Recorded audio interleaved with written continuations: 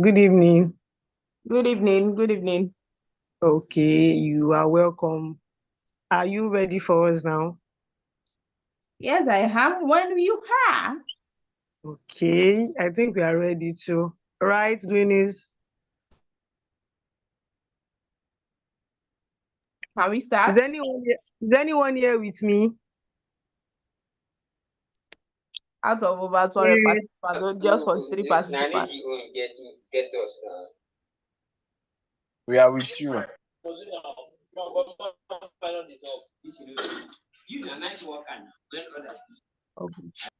Okay. Good evening, Jason Balkis. Please let's have you. We actually Good evening, my co-conscious brethren. How are we doing today? I trust it has been a wonderful evening for us all. How are we connecting and getting conscious? How has been the academy been so far?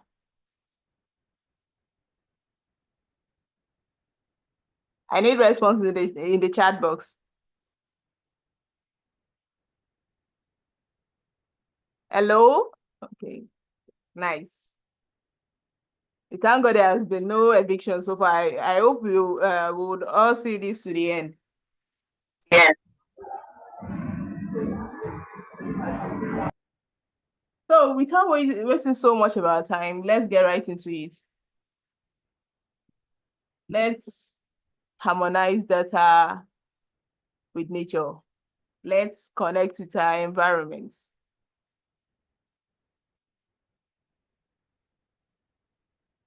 Are we ready?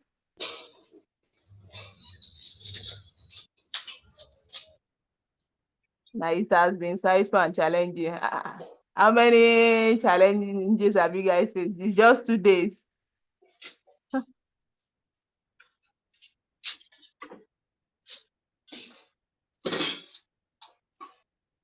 There has been no eviction so far, so I think you guys are still enjoying the city is not so hot at the moment.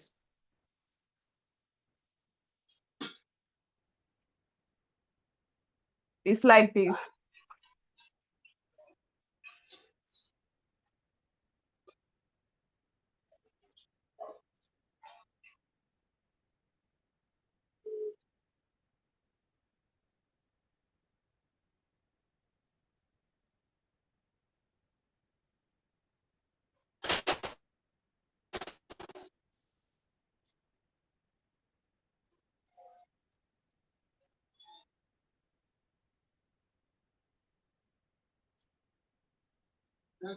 Kind of give you as a project supervisor in terms of maybe our car and car.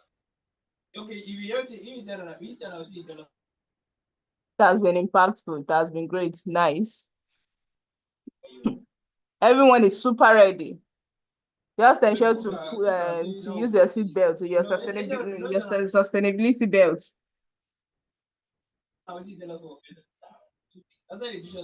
Have you all fastened your seat belts?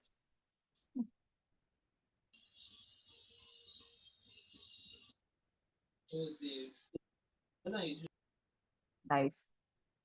Great.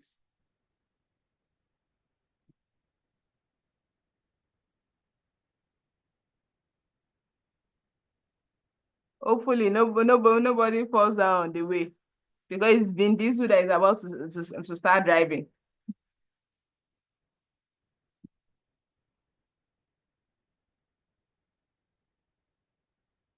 Make sure to hold your GSAT mates.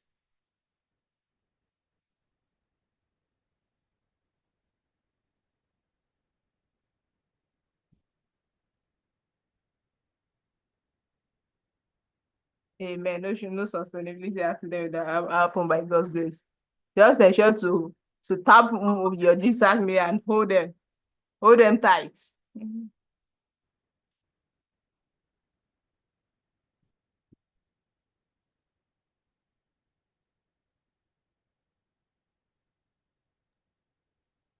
While we wait for our host, Can anyone tell us anything they know about data? What do you know? What do you think they call data?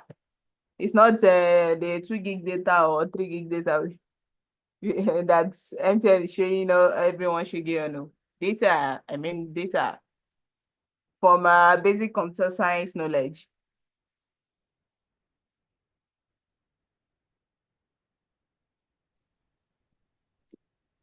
Data are raw facts. Okay.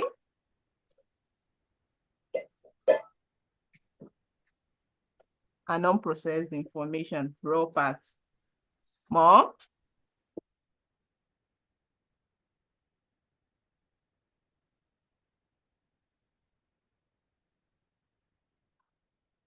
The raw facts, unprocessed information.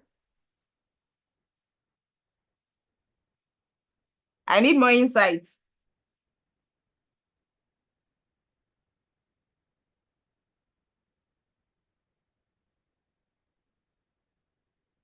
Data is everything. Data are raw facts. Basically information.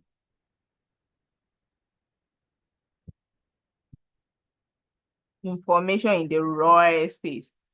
Nice.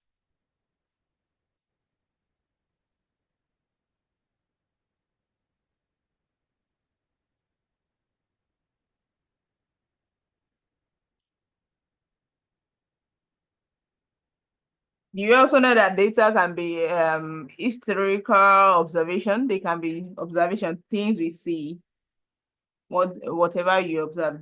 That's that's also a form of data, right?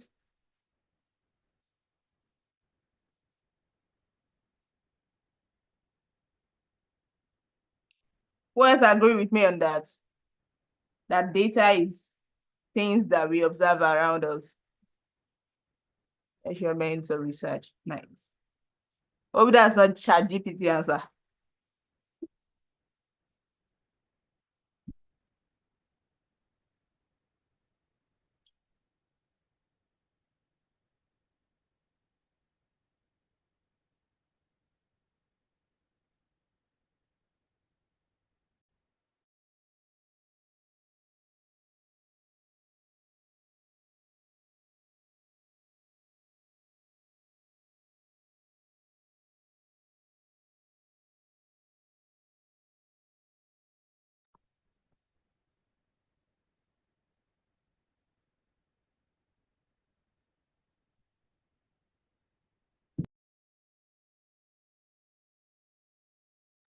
So let's dig in. Let's dig in.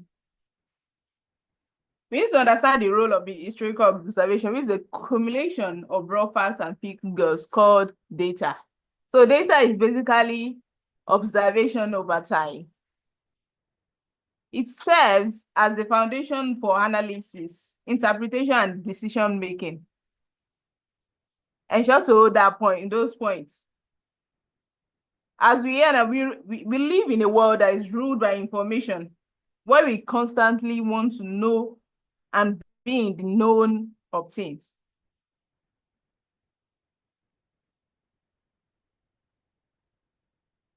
Years ago, they had been saying that ignorance is bliss. Yes.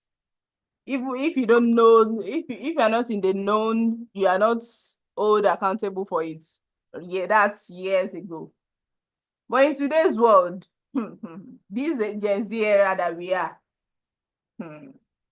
if you are not informed, you might be deformed though. We live and breathe information. Sometimes we call it connect. I'm very sure we can all relate to this. Other times we call it network. In the end, everybody just wants to be in an informed circle where they gain access to first-hand information built from what? Data collected. If you aren't informed, you are deformed. Ensure to be informed so that you won't be deformed.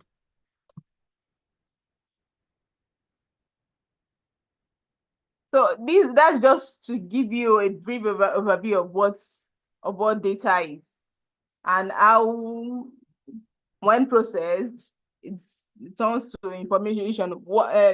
Whatever we now do with that is left to us to decide as human. Now we will not be wondering that how does that concern us? Yes, data is information, processed raw information that is yet to be processed and all. Then you begin to ask yourself, how does that concern you? How does that have to relate with sustainability? How does that concern the environment?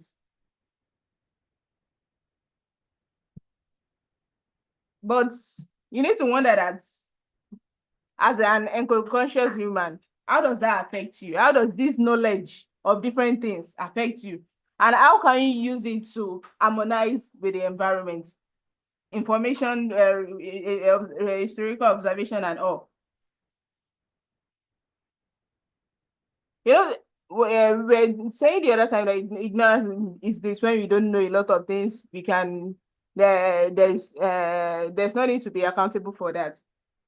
But when you sit down and think, you'll be like, perhaps if you have had certain information right from about the world earlier, would have made some specific decisions to help us strive better in this world. We would have been the balance the world needed if we have access to this information, major information. Perhaps if the people of Niger Delta, I think this should drive home. If they knew what crude oil will do to their water bodies, they would have stopped its exploitation a long time ago. Or better still, control its exploration, not after 30 years of its over-exploitation. That's where they start getting to know that this crude oil that is being taken away from their land is causing more harm than good to their environment. That's tiny little bit of examples of what data observations help to get. Perhaps if we knew solar energy had multitude of possibilities, we would not have destroyed the world with carbon emission before falling back to solar-powered ignitions. I hope you can relate. Now, the most expensive rides are solar-powered Tesla. Can you relate? Can you relate? If we are taking time to observe our land differences with their uniqueness and varying requirements based on states and all, many lands wouldn't have been left in the state of barrenness. If you know that this land, this is what is required for it to be able to plant maize, this is what is required for it to be able to plant tubers of yam, not just adding different types of chemicals, just doing trial and error.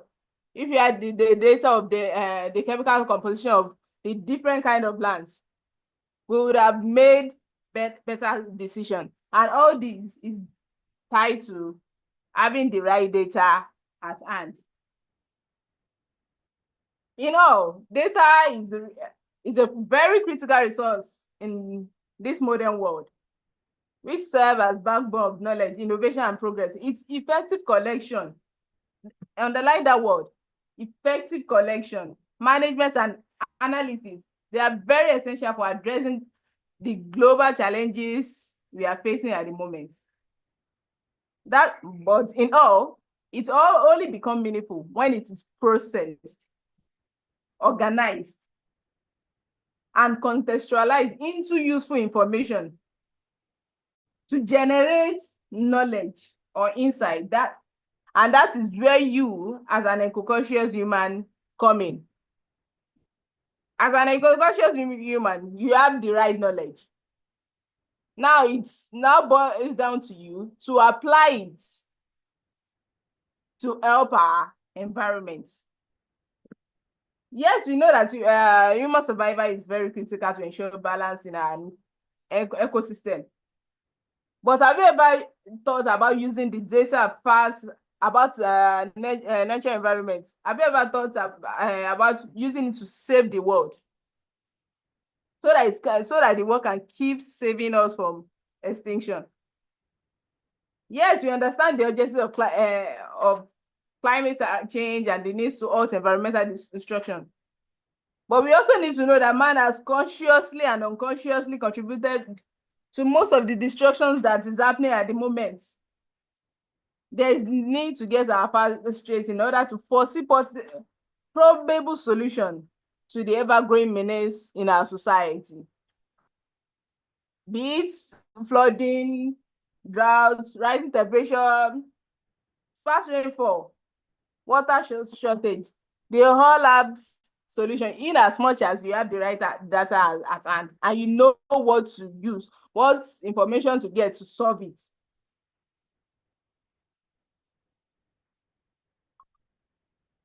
Now that we have access to all these data, how then do we protect what we have left of our natural environment to restore what could be, returning it back to the state that it should have been? And this is only possible through data maximization. Yes, you have all the information, you have the right data at hand and everything. But if you don't maximize it, if you just have raw facts and all, you are not collating it together, analyzing it to make decision, it will just be as useless as not observing at all.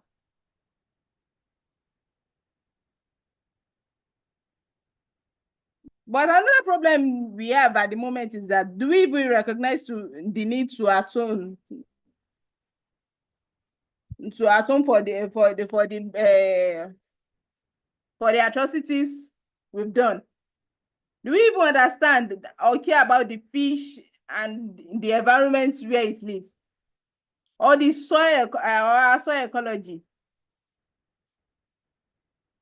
Or do we even know that all the resources in our world are finite, that at a point in time it will all end? At a point in time, the crude oil we are all fighting over will finish. We get it's not will I say it's not uncountable. It's not it's not infinite. It's finite. Or sometimes, do you even bother to ask yourself, what's the impact that will leave behind in this world?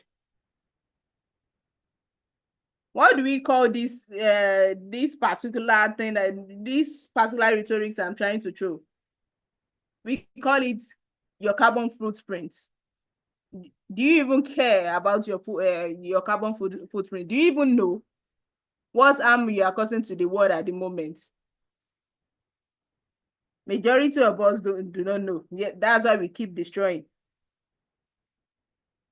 We don't care about the consequence. So even when we have the data, we don't use it for what it's meant for. That is restoring the ecosystem. We don't even make use of it for that. All because of what? Because of the love of money. We need to check ourselves really. Although it might seem as if it's things that are impossible, but have you tried to sit down and check? Imagine for a moment in time, in your current place of abode, that there is no single tree around you. Have you ever imagined that?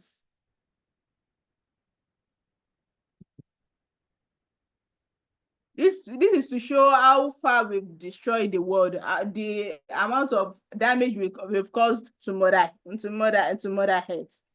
at the moment.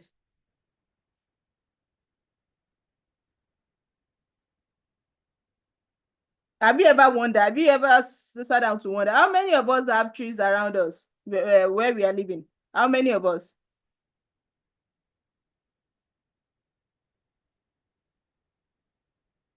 You do. How many can you count around your house? That Mary.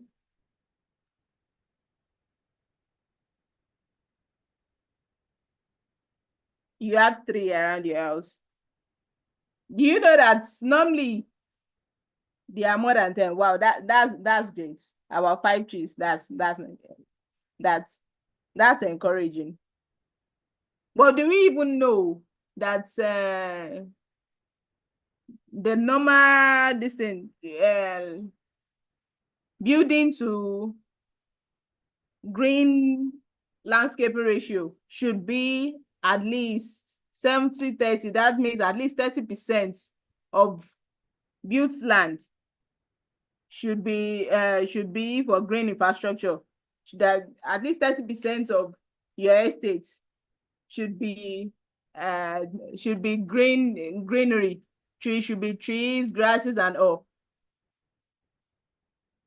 Do you even know that? How many estates around you are following this rule, that at least 30% of the built up area are trees? At least 30%. That's you know that they go at least at 70% sometimes. Not in the, I'm very sure most of us, 100% of our houses, 0 trees. That's what we are talking about. Not even in this era of real estate developers. How many real estate developers do we have here on the call?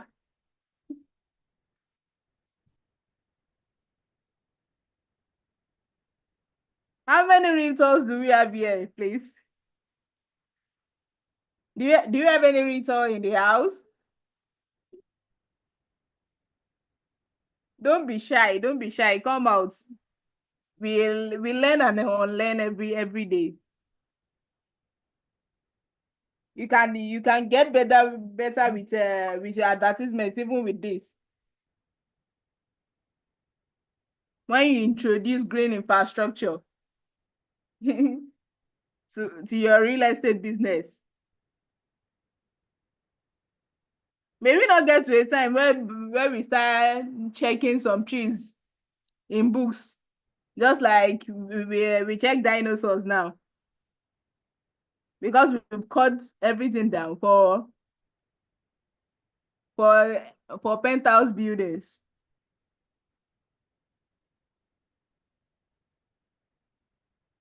But do we all know that all this do not happen overnight? It just does not happen like magic. It's a gradual process. The same way data accumulation takes place. Sometimes when I don't know how many of us have done project before, they will tell you that go and collect so data from specific year to specific year, maybe from 2007 to 2010. They say more or less trying to tell you that collect different observation across those years. The same way these changes occur is the same way the data accumulation takes place. It's gradually.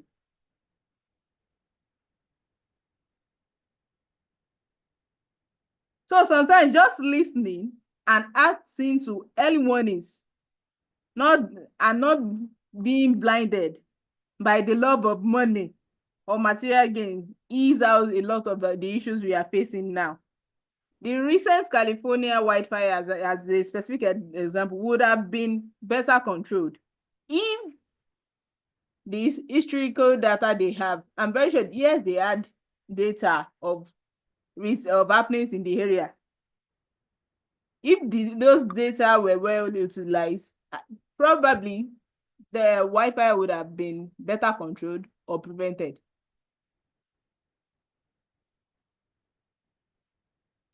Maybe the loss of the privilege of breathing fresh, unpolluted air. It's not always hard to notice, you know. Now, to breathe unpolluted air, as our fresh air, to get fresh air, is more or less like luxury, especially in areas like Lagos. Gradually we start choking on the carbon we breathe out and other pollution from other activities that we engage in our environment. Gradually, we start developing ailments, lung disease, cough, chronic cough, leukemia, cancer. Wait, from history, from the stories you heard from your grandpa and grandma, did you hear that they had cancer? No. We call those kind of illness modern illness. Modern illness caused by modern people because of our modern ways. Then we started treating money on these treatments. We become inactive. We lose manpower. And gradually, inflation starts setting because there is economic downturn. Can we count our losses? It's a gradual process. So you might look at it like it's no problem at the moment. But when it becomes big, just like COVID. No, COVID problem did not just start it started from the lab gradually. But probably that's maybe that's a way nature is teaching us a lesson. It's a nature's way of teaching us a lesson. But as God would have it, nature is not as evil as we human.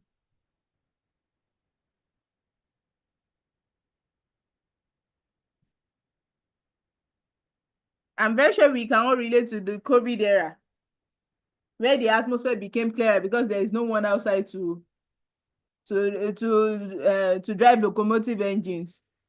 Everybody is running at everybody was running away from COVID, running inside. Our water bodies became cleaner. Even if we don't have any close example, the COVID era, COVID-19 era should be a very good example for everybody. Nature and our environment became healthier. All because of what?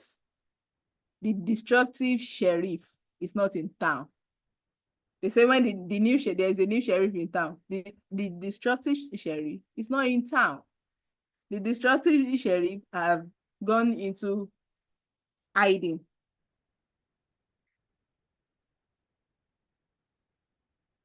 But what happens after a slight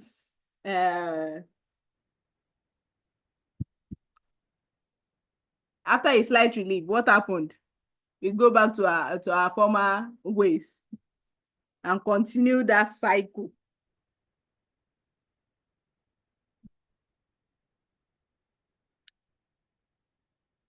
That's just for you to reflect on and think on. Let's move on. But how can we fix all this? How can we gain back that connection that we've lost? With all the information we have at hand, how can we use those information we have at hand to solve all this pending problem that is disturbing us in the world? We call it global challenges. But I know global challenges are global in the sense that they are problems peculiar to the world. But there are some that are peculiar to specific environment. But to bring everything all together, these are some of the way we can solve the problem with what we have and the weapon we have at hand, which is data. Data maximization through ecosystem monitoring and conservation. We can maximize data through the use of sensors and satellites to monitor ecosystem in real time.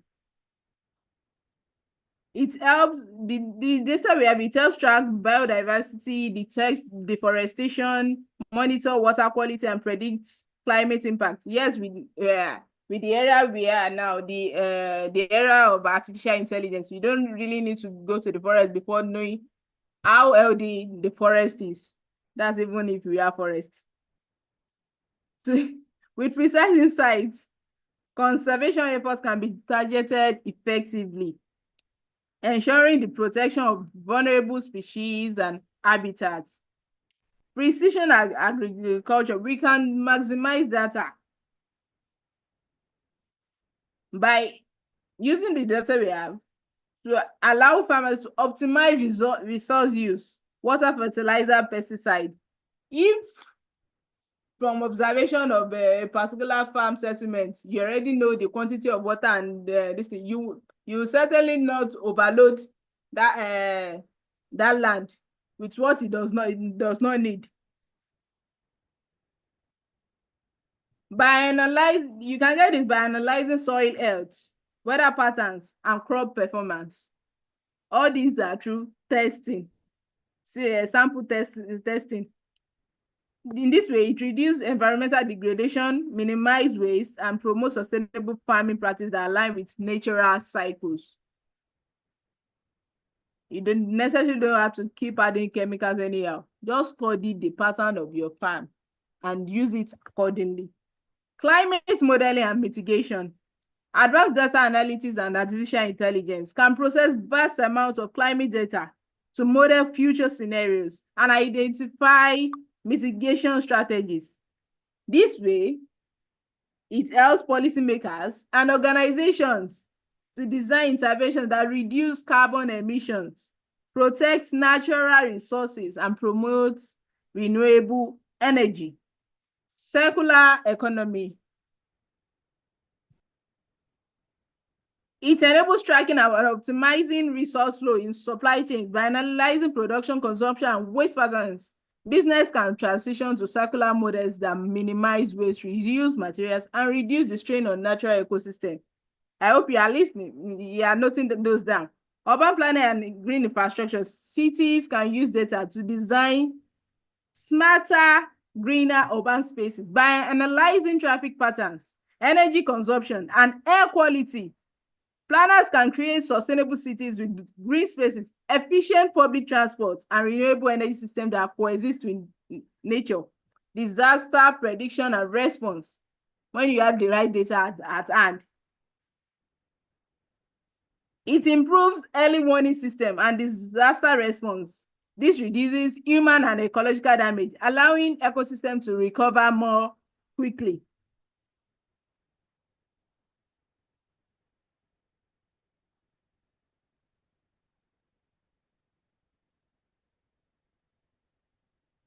In summary, proper data utilization empowers us to understand and respect the limits of natural ecosystem, enabling smarter, more sustainable interactions with the environment. However, there's a quote and unquote there. It must be balanced with ethical consideration, such as data privacy and equitable access. Don't say because you have access to a lot of information at hand and use it anyhow. If you do anyhow, you see anyhow. To ensure that technological advancement truly serve both human and nature. The interaction of man and nature, it should not be a king and subject relationship. If we are to delve into that, nature will always win over us. So, what is your place in reconstructing our interaction with nature to regain the harmony we once had? I want you to guys, don't worry, you will get the slides. You will get the slides, but just listen to this and note this down. What is your place in reconstructing our interaction with nature to regain that harmony we once had? Are you ready to use the eco knowledge you have to gather data for environmental sustainability? Will you pay attention to tree planting and nurturing? Will you commit to ensure that nothing is wasted to become toxic to the rest of nature? Will you manage your waste more efficiently because you now know how that affects you and the environment? What is your idea to innovate centuries-long culture of wastage and embrace circularity? Will you tell other people about this and demand that they take Action. Hope you are noting those questions down. Will you also become conscious of your environment to gain connection with it? What part do you want to play so that we can build back better and stronger? These are questions you should take note of to ask as an conscious and sane human, because nature is sane and it takes birds of the same feather to flock together. So if you must flock with the sustainability party, my people, you must be eco-conscious and green in your attitude and action. Thank you all for taking this ride with me. We have come to the end of my presentation. I hope you enjoyed your time learning through reflection and introspection. Again, I am Adebisi Balikis Mosurayo, your eco whistleblower. Will you join me for the next Eco Gist in taking action for change?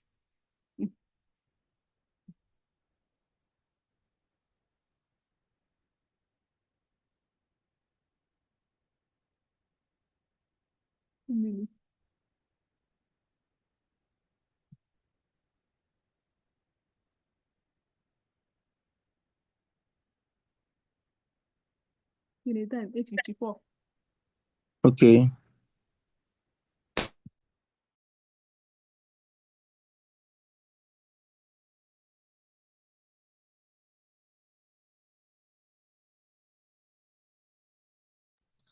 Thank you so much, Balikis. Thank you so much for that. Please, a round of applause for Balikis. Thank you so much. Okay, right now, Greenies would move straight to the WhatsApp group now, just to continue the last session for the night. We assure you we won't take more time. So please let's move to the WhatsApp group now. Please, we can exit here and move immediately. Thank you all for joining in. And also we have all the attendance of everybody that participated in today's session. Yeah. Thank you all as we exit. Thank you.